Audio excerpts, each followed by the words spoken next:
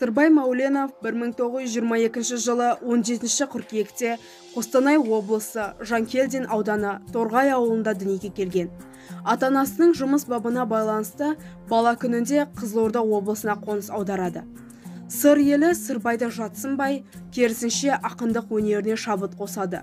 Ол 1973 жылы Абай атындағы Алматы мемлекеттік университетін бітірген. Сырбай Мауленов соғыстан қайтқан солдаттар.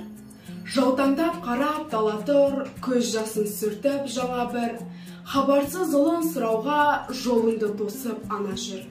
Қаншайдың ұрлап адаман, қаншайды сөніп қалды оттар, көрдің бе ұлын ананың, соғыстан қайтқан солдаттар. Кешікпей жарым келерде, төрінен сайлап орынды, батысқа қарап елеңдеп, ару жүр тосып жолыңды. Қаралы қағаз жіберіп, қаншама қайғы салды оқтар, барады үнсіз түнеріп, соғыстан қайтқан солдаттар.